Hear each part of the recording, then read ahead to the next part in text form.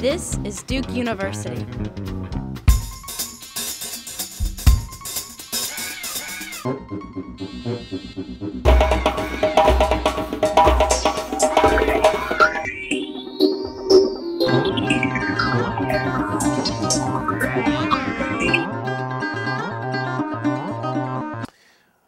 So the problem I'm talking about with this paper is about a growing dysfunction in terms of our global governance structures, both security and in terms of the international political economy, which is there is a growing gap in terms of the distribution of power within these institutions versus the actual distribution of power outside these institutions. To be blunt, most of the significant global governance structures were set up in the decade between 1945 and 1955. The world looks a little different now. And as a result, a lot of countries that are considerably more powerful now are nevertheless outside the charmed circles, as it were, of important internet actors within, let's say, the IMF or the World Bank or the UN Security Council. Now, the other problem we have is that the traditional way of solving this problem in the history of international relations is a great power war. One of the virtues of a great power war, one of the only virtues of a great power war, is that it wipes the slate clean of the old orders, and it becomes very clear after a great power war who the victors are, and then they get to write the rules until the next great power war. I am not, for the record, recommending a great power war to solve this problem, but because that option is no longer there, it's not clear what can be done instead. How do you solve this problem? How do you create a situation whereby global governance structures correspond to the actual distributions of power enough so that they are considered both legitimate and effective? The problem is that the solutions to this dilemma are not all that great. The obvious one, the most direct one, would be to reform existing global governance structures, such as to reform the UN Security Council, to rework or rejigger IMF quotas, to rejigger World Bank voting rights, and so on and so forth.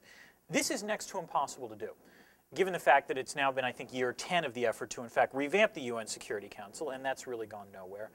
And the most successful of all of these endeavors was, in fact, to rework IMF quotas, where China was giving, I believe, a whopping 3% of the total vote, despite the fact that they're sitting on $2 trillion of assets. So that's the most successful example of reforming international institutions. And it's not terribly surprising, because the fact is that in order to reform these institutions, those that have power within these institutional structures have to willingly agree to give it away, and last I checked, Europe in particular is not willing to do that. The other options out there are, particularly during the late 90s, but I think also this decade, was the notion that you could simply bypass interstate organizations altogether through transnational networks of some kind. Anne-Marie Slaughter talked about, this in a lot of her work. And since she's about to become policy planning director, we need to listen to her a little more. But that said, God bless her, I think she's wrong on this. Global civil society, the notion that you have non-governmental organizations that can, take this place. Okay, the argument I want to make is that there's a general belief that the more international institutions you have, the better and the more stable world order is. I'm not entirely sure that's the case. I think after a certain point, institutional proliferation can lead to less rule-based governance, not more, in large part because of form shopping, which is states either opportunistically or sincerely might try to shift governance structures naturally from institutions that are hostile to their interests to institutions that favor their interests.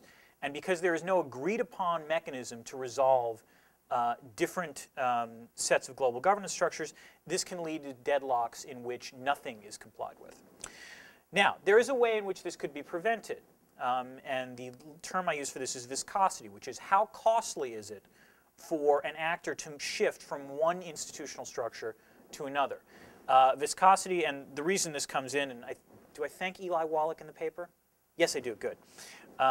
Some of you are probably too young to remember there were these great commercials back in like the early 80s with Mobil gasoline, where Eli Wallach used to do this voiceover about how, Mobil gasoline prevents, breakdown in viscosity in gas.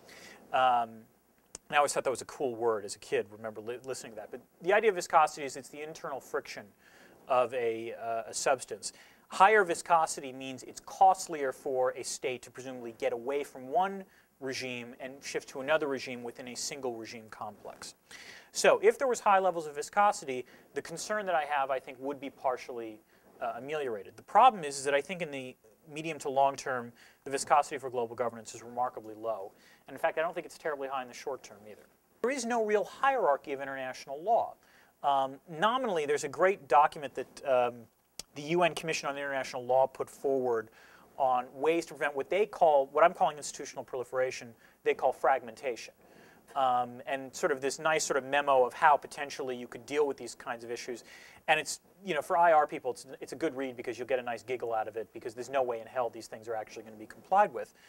And the fact is that the norms regarding how you adjudicate conflicting or overlapping legal mandates is simply not settled. And it's not going to be settled anytime soon because all states have an incentive to have some kind of wiggle room on this.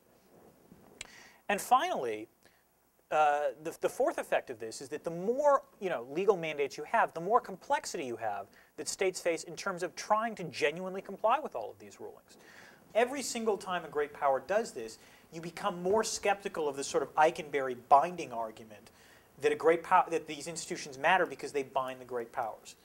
So even if these things are done for the best of intentions, and you could argue that that might have explained what happened in the Asian financial crisis, it still in the end has it's a long-term, and that's why the paper is called Tragedy of the Global Institutional Commons.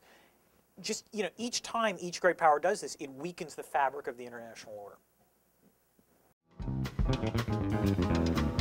Produced by Duke University. Online at duke.edu.